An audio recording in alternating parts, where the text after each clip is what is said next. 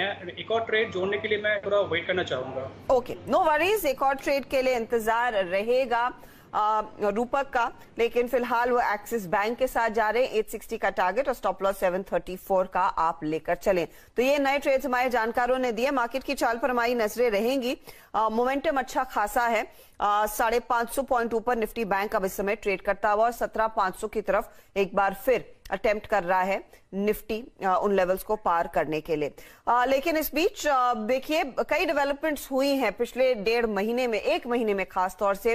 Russia और Ukraine के बीच जो युद्ध चल रहा है, भले वहां पर थोड़ी सी पॉजिटिव खबरें आ रही हूं कि जो कल बातचीत हुई उससे कुछ आराम मिलेगा, जंग खत्म हो सकती है, लेकिन एक जंग छिड़ी है कमोडिटी मार्केट्स में अक्रॉस द बोर्ड, चाहे वो कच्चा तेल हो, मेटल्स हो, सब आसमान छू रहे हैं। इन कमोडिटी प्राइस हाइक्स का इंपैक्ट इंफ्रास्ट्रक्चर सेक्टर पर पड़ता है। इसी पर बात करने के लिए अब मेरे साथ जुड़ रहे हैं एल&टी के whole time director and senior executive vice president D K. Sen साहब दरअसल इनके स्पेशल प्रोजेक्ट्स या फिर इंफ्रा प्रोजेक्ट्स को भी क्लोजली मॉनिटर करते हैं। सेन साहब बहुत बहुत शुक्रिया सीएनबीसी आवाज के लिए समय निकालने के लिए। इंटरनेशनल मार्केट्स में दरअसल आपका काफी एक्सपोजर है, अलग अलग देशों में आप बड़े बड़े प्रोजेक्ट्स हाथ में लेते हैं। हाल ही में ये जो रशिया यूक्रेन की जंग छिड़ी है उसके चलते इन्फ्लेशन रिस्क की काफी बढ़त हो गई है।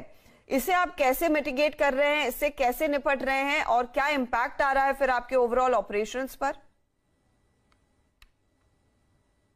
अगर आप इंटरनेशनल मार्केट की बात करते हैं तो इंटरनेशनल मार्केट में जनरली वी आर एक्चुअली और हमारा जो ऑर्डर इनफ्लो या तो हमारा जो रेवेन्यू है रफली अबाउट 30% जो आता है फ्रॉम इंटरनेशनल मार्केट आता है।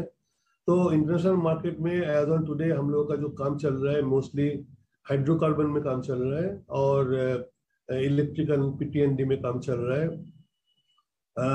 देयर आर दिस प्रोजेक्ट्स में जो है जो lot of things are supply related जो मैन्युफैक्चर होता है, तो उसके बारे में there are actually we are very cautiously check कर रहा है कैसे कैसे प्राइस का इंक्रीज हो रहा है, वैसे वैसे हम लोगों का प्रोग्रेस भी अकॉर्डिंगली हो रहा है। We are not going for mass scale buying, we are going as per the progress, as per the actually available fronts and drawings to do the work.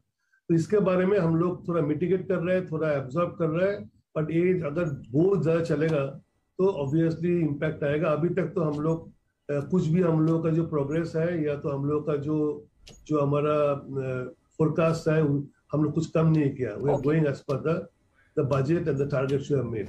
तो जो गाइडेंस आपने इंटरनेशनल प्रोजेक्ट्स को दी थी उस पर आप खरे उतरेंगे, उसमें अब तक कोई बदलाव नहीं आया है, लेकिन डोमेस्टिक फ्रंट पर ऑर्डर्स की विजिबिलिटी क्या है? इंफ्रास्ट्रक्चर स्पेंड सरकार का भी बढ़ रहा है, क्या विजिबिलिटी आप देख रहे हैं?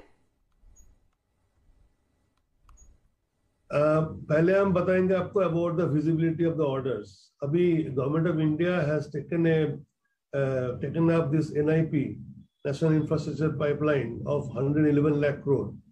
तो उसका बारे में government is going really in a very aggressive way, and we are extremely happy the way orders been coming out, the high speed rails, and also there are various other infrastructure projects coming up. So there is no problem in getting the jobs as far as the increase of price is concerned. But उसके लिए दूसरा roadblock जो है land availability, engineering drawings availability, DPR availability, all these things are obviously hindrances.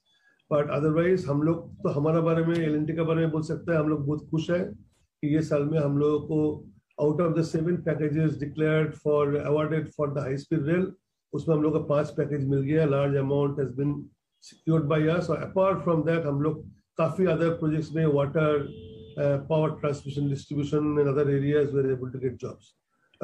Hydrocarbon also हम लोग order book अच्छा ही है both in domestic and international. So we don't see much of impact on the order inflow. Sir लेकिन road sector, L&T has been a big player in the road sector. हाल ही में मैं ये चीज notice कर रही हूँ कि कई छोटी कंपनियों के हाथ कई ऑर्डर्स लगते हुए दिखाई दे रहे हैं। इसके पीछे क्या खास वजह है और रोड सेक्टर में L&T किस तरह की विजिबिलिटी देख रहा है आने वाले समय में? क्या आप बड़े ऑर्डर्स के लिए दावेदार साबित हो सकते हैं क्या? तो रोड सेक्टर में we have been talking about it. Road sector में हम लोग का प्रीक्वालिफिकेशन नॉर्म जो है वो डाइल्यूट किया गया है। उसमें bank guarantee requirement, the financial credentials, इस सब में काफी लोग लोअर डाउन किया है। इसके लिए काफी कंपनी इसमें बिडिंग कर रहा है जो पहले कभी बड़ा जॉब नहीं किया है। तो रोड सेक्टर में काम तो आ रहा है। रफली अबाउट 20 लाख करोड़ का जो डेवलपमेंट होगा इन नेक्स्ट 4 years, इसमें it is as a part of the national infrastructure pipeline. उसमें से रफली अबाउट 4-5 लाख करोड़ का ऑलरेडी अवार्ड हो गया है progress, and balance are under progress. हम लोगों को थोड़ा बहुत मिला है, बट इतना कंपटीशन है, इतना एक्चुअली कट थ्रोट कंपटीशन है, we are actually not able to make headway much, and we have approached to the ministry, because ultimately अगर road job depending upon the size of the roads, it should be given to the contractors who are of that kind of category. So you can always classify A, B, C category accordingly. You can also qualify big contractor for big jobs. So if this is done properly, it should be better for us. Let's hope वहां पर थोड़ा सा आपको leeway मिले, क्योंकि वहां पर एक बहुत बड़ी अपॉर्चुनिटी इस समय है। सरकार चाहती भी है कि वर्ल्ड क्लास रोड इंफ्रा इस समय तय करे। Sir, on the back of ये कमोडिटी कॉस्ट जो बढ़े हैं, स्टील हो, सीमेंट हो, कल ही हम एक एनालिस्ट से बात कर रहे थे, वो कह रहे थे कि सीमेंट की दामों में और इजाफा देखने को मिलेगा। मैं आपसे मार्जिन्स की पिक्चर समझना चाहती हूँ, क्योंकि Q3 के मैं मार्जिन्स पढ़ रही थी। Q3 में आपका इंफ्रास्ट्रक्चर का मार्जिन करीब 6% के आसपास था वर्सेस Q3 FY21 जो 5% से बढ़ा। तो ये जो बढ़त थी, क्या वो जारी रहेगी, खासतौर से जब आपके इनपुट कॉस्ट इतने बढ़ रहे हैं? This is the biggest subject today, and we are actually facing at this point of time. हम लोग को काफी देख रहे हैं इम्पैक्ट आ सकता है। हम लोग इसका बारे में एक तो है, we are hoping that the WPI indices are going to be improved now. Now this is being recasted with the 2017 as the basis, as a base year, and with a lot of more commodities in the basket. So we expect that if it is addressed properly and government is extremely proactive about that, तो हम लोग को उसमें कुछ relief मिलेगा. There are jobs where we have star prices, where we can have a pass through, there's no problem.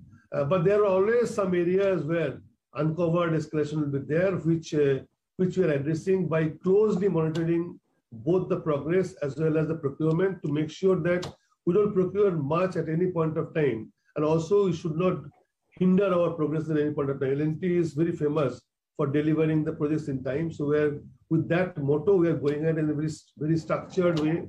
Cautiously, we are planning our procurement. So we are, as on today, I can tell you, we don't see as on today there is any impact, but going forward, I cannot tell, because war has to end someday.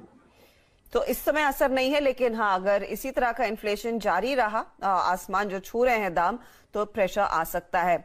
Sen साहब, बहुत बहुत शुक्रिया CNBC आवाज के लिए समय निकालने के लिए और इस एक्सक्लूसिव चर्चा के लिए। चलिए, इसी के साथ लेंगे एक छोटा सा ब्रेक। L&T रेडार पर रहेगा ही, टॉप परफॉर्मिंग ट्रेड्स में ये भी आज शामिल है। ब्रेक के बाद ऑफ कोर्स एक रिकैप लेकर आएंगे खिलाड़ी नंबर 1 का।